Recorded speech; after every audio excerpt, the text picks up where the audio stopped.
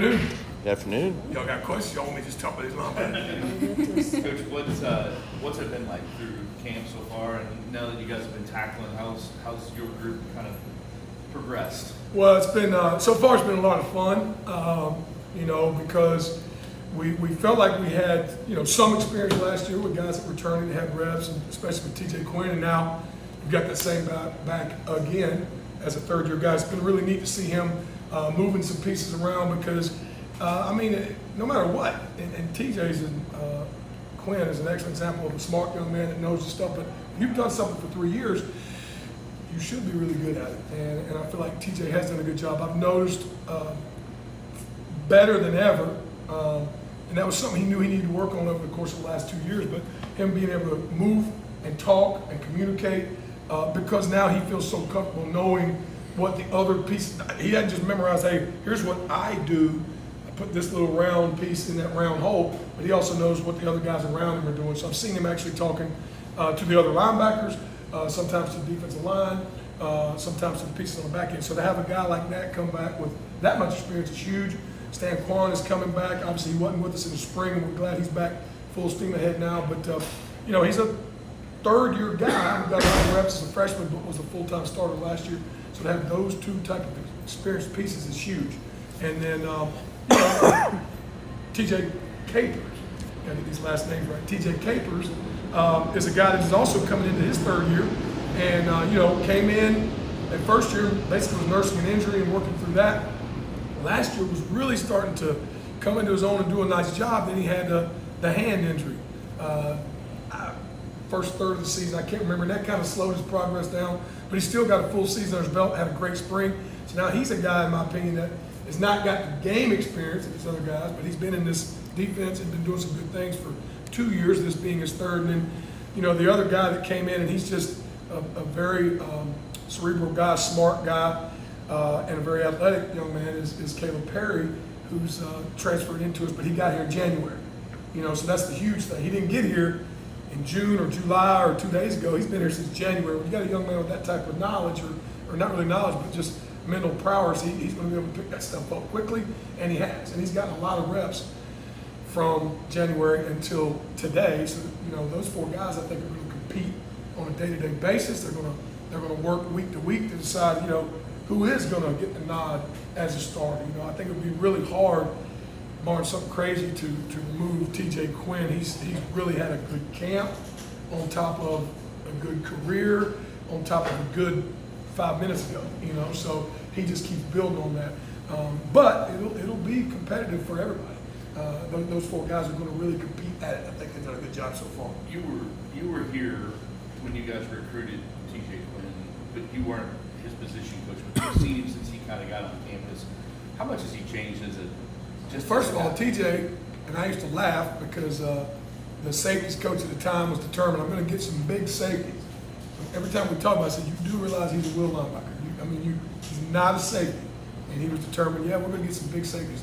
But no, TJ came in through the recruiting process as a safety, and then pretty quickly, that was a natural fit, and he came down. But TJ, you said how's he developed during that time? And even just personality-wise, he's kind of come out of his shell a little bit, I think, this year. Especially this year, yeah, he has. But no, it's been great to see. It's been great to be. I'm so fortunate to be.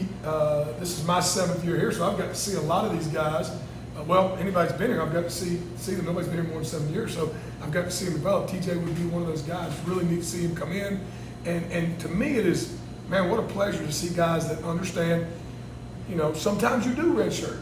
It's not exactly what you might want to do, but sometimes you do, and then sometimes you work through periods of time where you're not the guy. And you keep going and you don't quit and you keep working, and then when your chance comes, you become so far a 2-year starter, and then that's not enough. I'm not going to be satisfied with that. Now I got to get better, and that's he and I met. We've done it every year that we've been together. What do you need to get about? And we talk about the communication piece, the leadership piece, and he wholeheartedly embraced that and has tried to be a better leader, and with great effort he has done so, and then a great communicator. So to see him come from what was going to be a big safety to the one of the leader of our defense has been tremendously fun and very encouraging. You you'd like to see more people do that. And it is also nice because you've got those other pieces I mentioned that have stayed. I mean, in this day and age, it is rare to have guys been here 5, and the other 2 guys that I mentioned in those top 4 guys, they've been here 3. So it's really nice. And then again, we're excited. You know, Caleb came to us. He's really a local kid. He's from about an hour and a half from here. So it's nice to have him and his family incorporated all in this as well. Mark, Going well, off of that, just the patience piece, obviously, like you said, is not really a super common. No, it's not common at all. What's your, I guess, pitch to guys, or how do you get them to stay and commit to that developmental process? Well, to me, whenever I get a chance to talk to them, and like anybody else, sometimes people talk to me. My wife talks to me a lot. I don't always listen. People don't always listen to what you're saying, you know. But when I talk to these guys, I try to truly let them understand, man, these guys, it is really hard to jump around and be able to just pick something up quickly. Especially some of these guys that show up in like a June or a July. How do you learn the whole defense? I mean, we've been installing a lot of stuff. But a guy that's been here for a full year, 2, 3, you know, Quinn who's been here 5 and he's been in the same defense for 3, it's a whole different story. You know, you could see him back in January communicating and saying doing things. So having the patience to understand that if I do stick with something, you know, eventually I'm gonna, if I sow it and I work it, eventually I'm gonna reap a harvest, you know, at some point in time. Now, of course, you gotta have some talent, some ability, and these guys do. So that, I think it's unique that people do have that patience, are willing to work and are willing to wait at sometimes, but then it's awesome when the rewards come and they do get to play. Now, it's not like he just stepped into this, he's getting ready to be a 3rd-year starter. You know, and you talk about Quan, he's going to be a 2nd-year starter. And with Cape, some of those injuries have hampered him, but he's getting ready to be a great player due to persistence and sticking around and being where you're supposed to be. Is this defense this year at this point ahead of the defense last year at this point? It seems like the way you're talking, I know it's hard to imagine that, but the way you're talking, this defense is solid. Well, I think we had some great pieces in this defense last year. Obviously, I've been sitting around watching highlights. I don't really have time to watch the games, but I see guys like Quincy and guys like Ashton and guys out there making plays. We had some really good players here that did some great things at times, no doubt about it. But if you're asking that question, I mean, I do feel like some of the stuff, and the linebackers should lead the defense, and I think right now we're in the best position to do that since I've been here.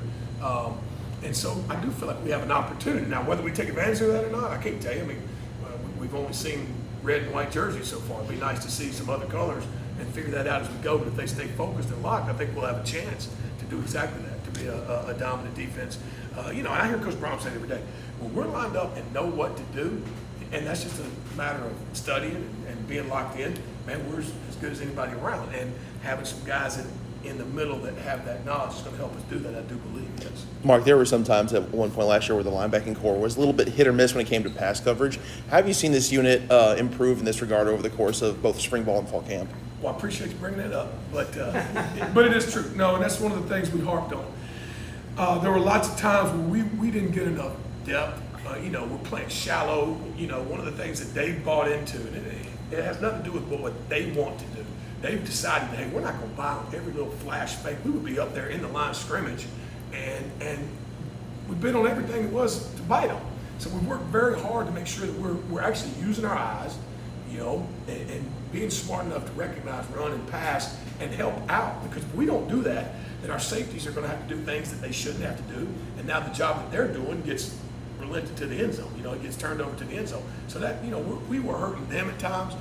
Because we didn't get the proper depth, we didn't get our proper coverage and use our eyes to discern between run or pass. I think we've gotten a lot better at that. Now, we won't know until live bullets start showing, but out here, I can tell you that we're doing a much better job. And I'll tell you this, if anybody's going to test you on it, it's going to be Coach Brom and the things he does on offense. He is going to find out if the things we said we're going to get better at, we did. So he continues to check those boxes, and I think our guys haven't been perfect at it, but have gotten way better at being able to choose between run and pass, and then help coverage-wise with the calls that are being made. And while Stanton Clark hasn't had as many reps as you'd like because of that shoulder injury this offseason, how have you seen him grow and develop when you have seen him out there coming off of that breakout sophomore year? Well, Quan is 100% now. There's nothing holding him back. You know, we did kind of take our time making sure. You know, he didn't do anything in the spring, but he's good now. You know, so, and we've seen that because we do all our contact drills during individual.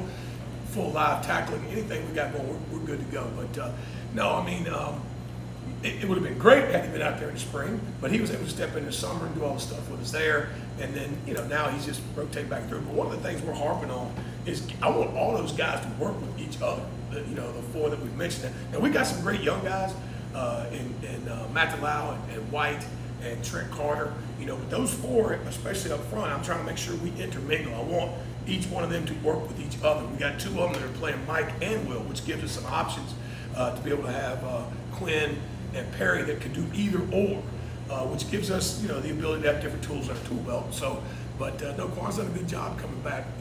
I think like anybody else, I'm talking about TJ, his development, things like that. Quan is now at the point where, he's going to come out and give you a good day and have some consistency every day, which is what you got to have when you've got that type of talent, that type of ability. So if we get that every day, those 4 guys are going to really show up. Now you got to stay healthy. We'd like for all 4 of them to stay healthy, and having 4 bodies that can do it and minds that can do it allows you to hopefully not bang any one person up to the point where they're limping out in week 12. All right, Coach, thanks. Yes, sir. Thank you. Thank you.